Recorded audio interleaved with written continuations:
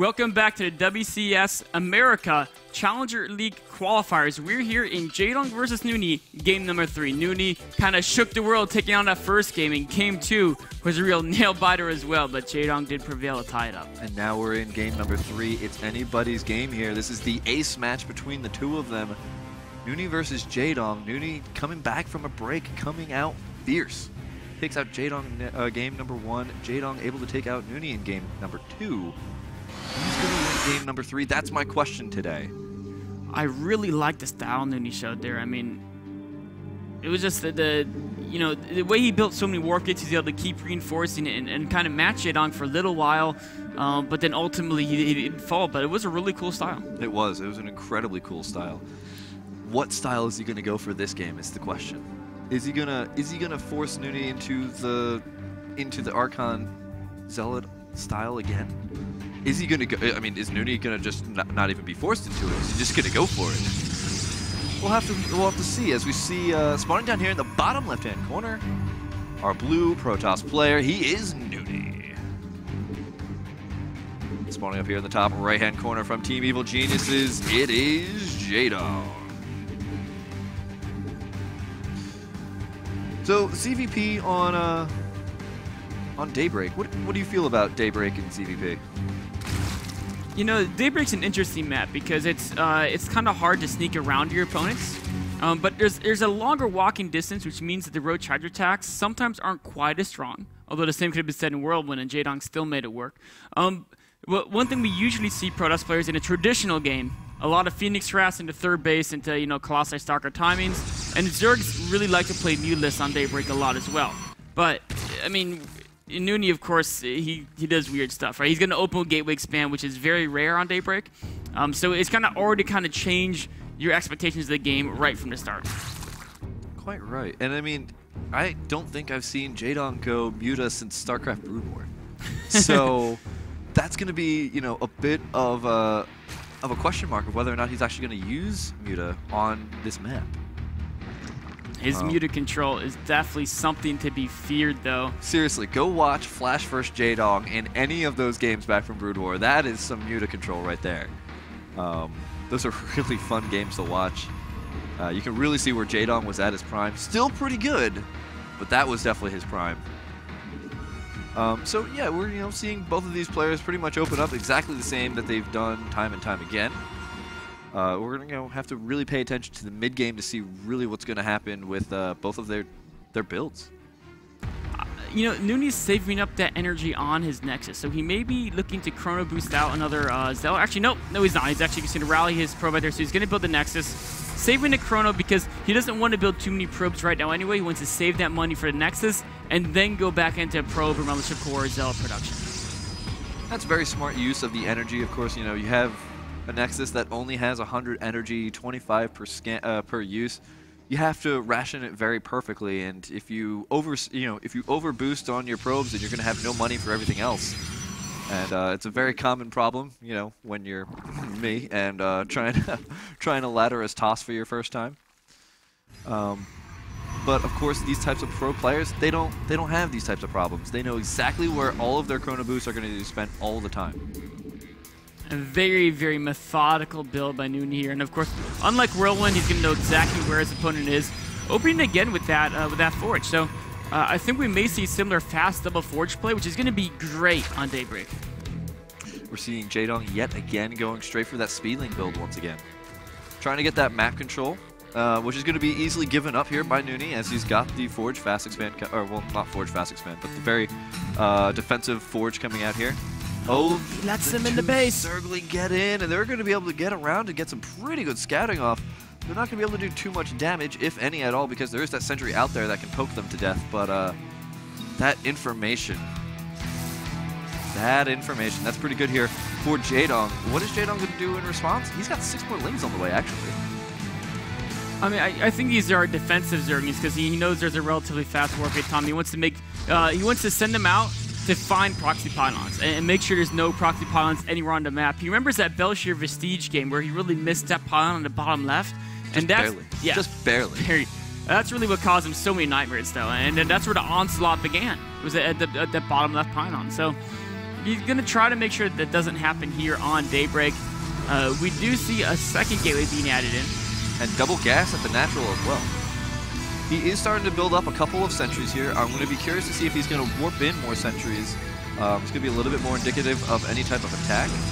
He does have a third one now as well. So we'll have to be a little bit more observant of Nony's army.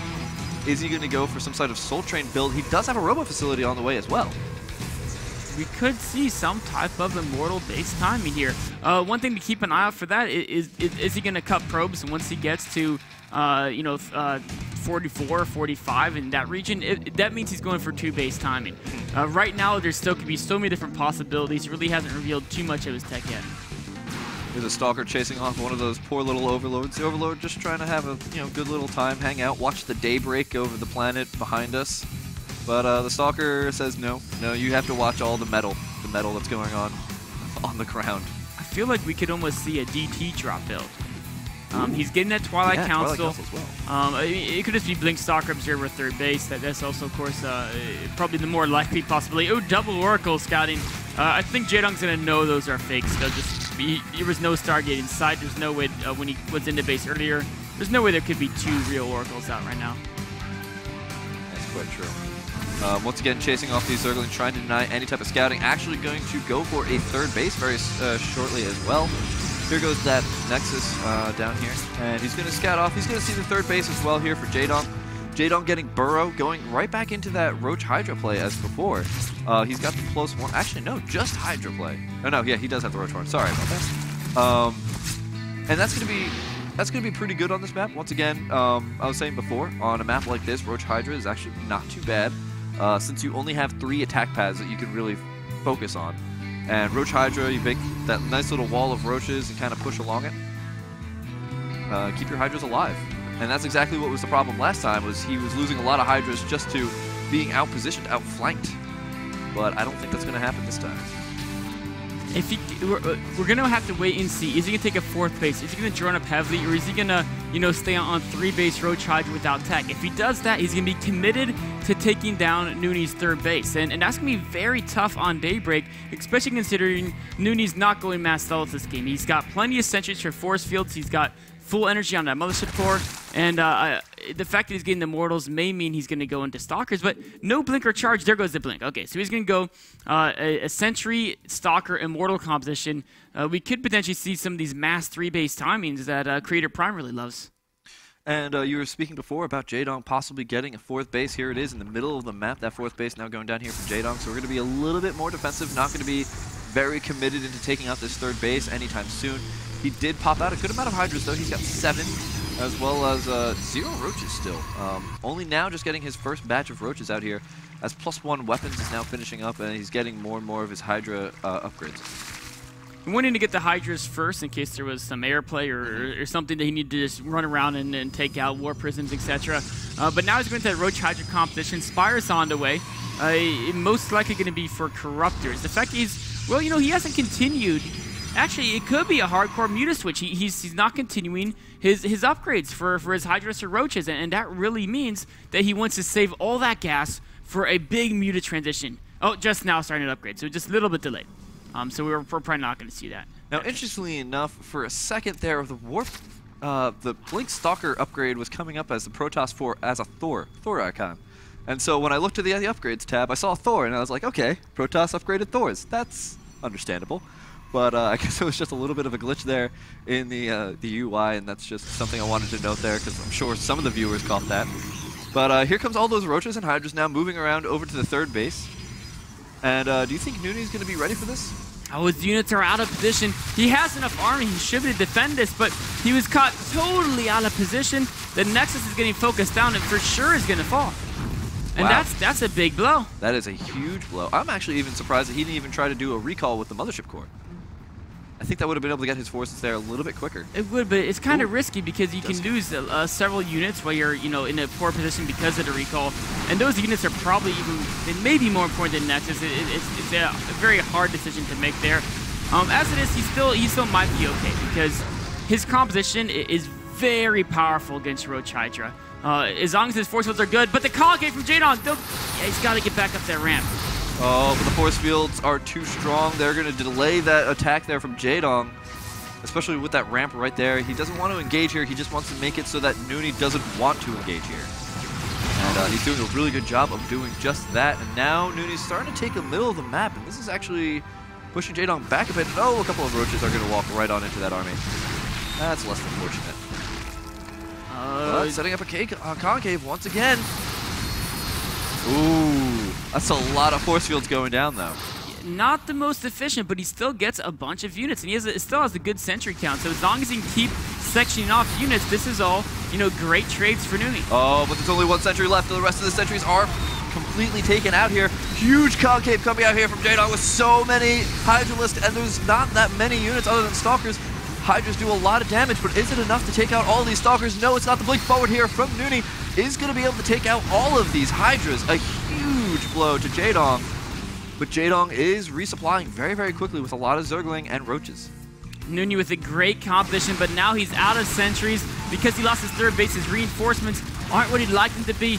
And Jaedong just keeps sending unit after unit after unit out of these hatcheries to flood Nony's force. And I like this. He's not going into Mutas. He's just getting +1 flyer weapons in case he wants to go to Broodlords later on. Actually, probably going into Broodlords later on. But here come all of those Zergling, the great counter to Blink Stalkers because you do have the Speedling upgrade. And Blink Stalkers just can't blink enough to get away from Speedlings. And here come those Roaches right behind them as well, doing a lot of damage to this ball of Nony's. Nony's now falling down to 85 food supply. Not where he wants to be. He's got to get his units out of there and reform an army. But he's not even starting to build anything at all. He's got nothing back at home. No robo facility production. He's got a couple of warpins, if that. There we go. There's finally the Immortal now starting to come out, as well as the support bay, so you can start getting some of those Colossus.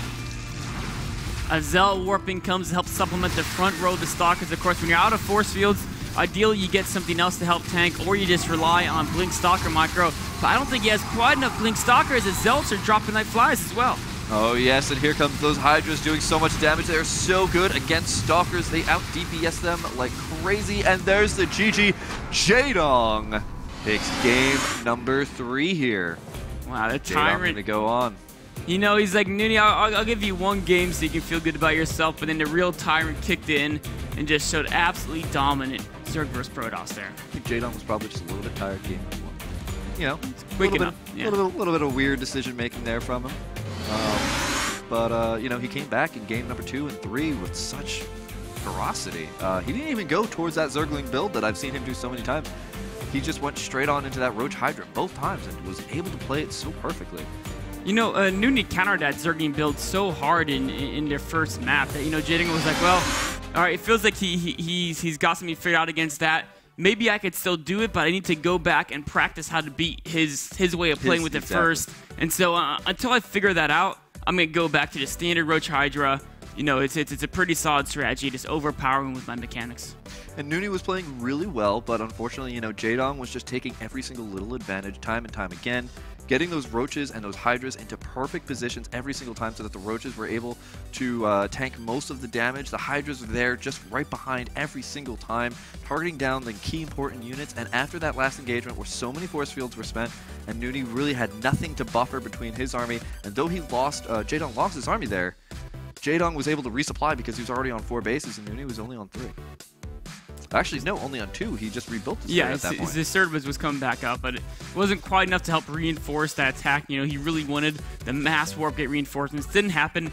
Jaedong takes down Nony, advances to round 3. We'll start getting you another match between Liquid Tasia and I think it might be Hendridisk. Yeah, we'll get that coming after a short break.